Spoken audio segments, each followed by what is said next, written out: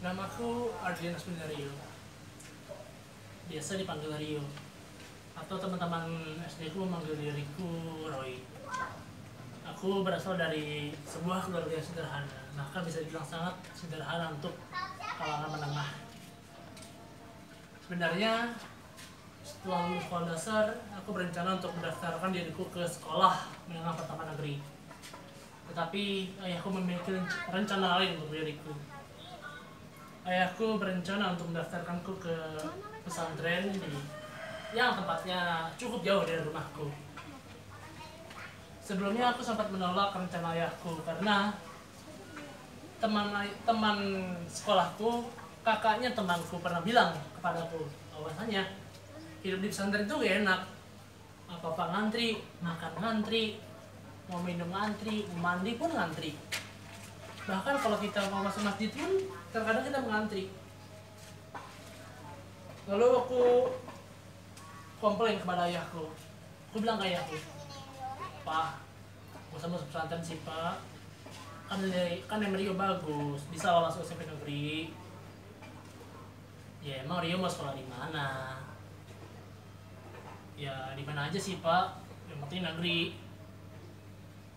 Dengan perkataan seperti itu, ayahku pun tidak percaya dan tidak yakin untuk memasukku ke sekolah negeri dan tetap teguh pada pendiriannya untuk mendaftarkanku ke pesantren.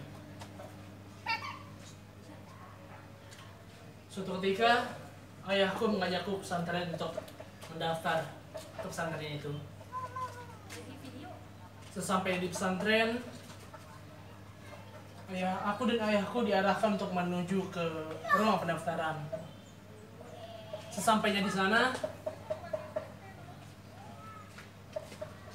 aku ditawarkan untuk duduk di sebuah bangku, dan kemudian aku diberikan sebuah kertas, atau lebih tepatnya beberapa kertas soal, yang mana soal itu berisi tentang soal agama dan soal pengetahuan umum. Aku mengisi soal-soal itu tanpa berpikir, atau lebih tepatnya supaya aku tidak diterima di pesantren. Selesainya aku mengerjakan soal itu, ayahku mengajakku ke sebuah minimarket. Kemudian ayahku membelikanku sebuah es krim dengan tujuan agar aku bisa lebih tenang dan lebih santai setelah mengerjakan soal-soal itu. Padahal aku mengerjakannya ya asal-asalan, nggak berpikir.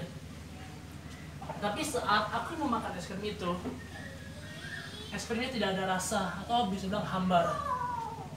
Walaupun es krim terasa hambar, ya aku tetap menghabiskannya demi menghargai usaha ayahku untuk membuatku lebih tenang. Kemudian kami pulang ke rumah dengan canggung. Lalu tibalah waktunya untukku pergi ke pesantren, untuk tinggal di pesantren. Sebelum pergi, aku berkemas barang-barangku.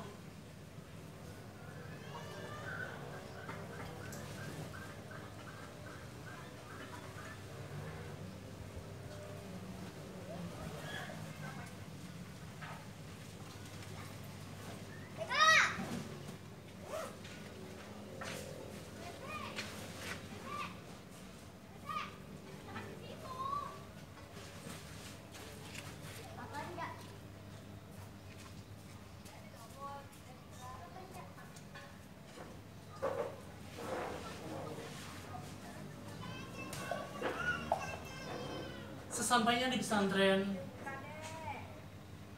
ada seseorang yang menunggu kedatanganku dan ayahku. Ya, dia adalah wali asuhku, atau orang yang bertanggung jawab atas diriku selama di pesantren. Kemudian ia mengarahkanku menuju ke kamar di mana aku akan tinggal. Sesampai di kamarku, aku mengemas barang-barangku.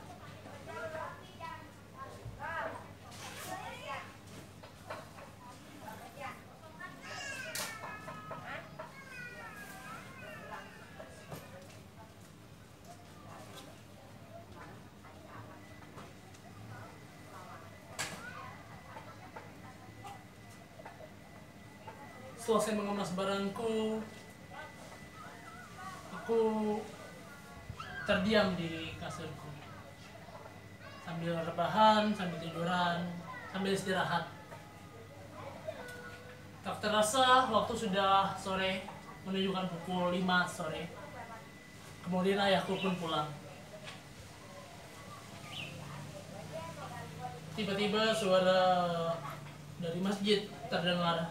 Itu berupa tanda bahwa kami harus segera menuju masjid untuk melaksanakan istighosa. Malam pun tiba, di mana kami harus tidur pada jam 10 malam. Pada jam 10 kami harus sudah tidur. Jika tidak, kami akan diberikan hukuman. Jika ada ketahuan tidak tidur, ataupun bahkan keluar kamar di atas jam 10, akan dihukum sesuai aturan yang berlaku. Tetapi saat aku berusaha untuk tidur, aku mendengar suara tangisan. Aku sudah dapat menebaknya, bahwa tangisan itu adalah suara tangisan itu berasal dari salah satu penghuni kamar itu. Aku sudah mengetahuinya. Yang menangis itu biasanya adalah orang yang belum pernah ditinggal oleh orang tuanya. Kebanyakan kasus seperti itu. Lalu seketika tiba-tiba temanku jatuh sakit. Suatu saat temanku jatuh sakit. Saat itu aku peduli kepada temanku. Aku memberikan dia saran, memberikan dia nasihat supaya penyakitnya bisa lebih cepat sembuh. Tetapi di sisi lain, ada saja orang yang tidak suka terhadap pedulianku. Ada orang yang ada orang yang menyebutku dengan sebutan Ustatrio. Awalnya aku biasa saja dengan sebutan itu, tetapi lama-kelamaan sebutan itu menjadi sebuah ejekan. Yang makin lama ejekan itu semakin bertambah seperti caot dan bego dan so peduli.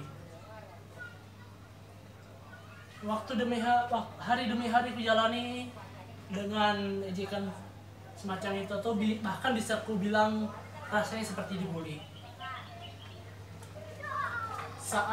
Saat itu aku sudah merasa tidak nyaman dengan perlakuan teman-temanku. Kemudian aku mengadu kepada ayahku.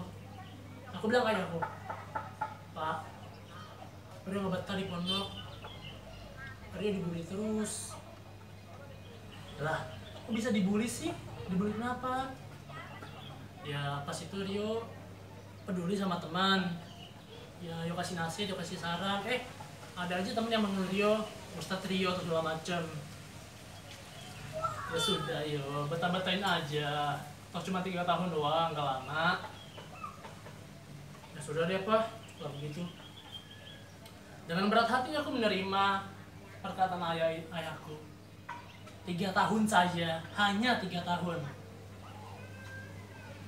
Tanpa terasa, 3 tahun berlalu begitu cepat. Saat itu aku dinyatakan lulus dari pesantren dalam waktu 3 tahun. Tetapi ada perasaan mengganjal di dalam pikiranku. Ada sesuatu yang mengganjal di pikiranku. Apakah yang telah aku dapatkan selama 3 tahun ini? Setelah dinyatakan lulus, aku kembali ke rumah. Aku pulang ke rumah dengan perasaan mengganjal itu. Sampai suatu saat, ayahku mengajakku ke sebuah tahlilan. Setibanya di tempat tahlilan, ayahku menyuruhku untuk memimpin tahlilan itu. Lalu aku menolaknya dengan halus. "Maaf Pak, Rio belum hafal. Mungkin lain kali." Ya sudah deh kalau gitu. Lalu ayahku lah yang memimpin tahlilan itu.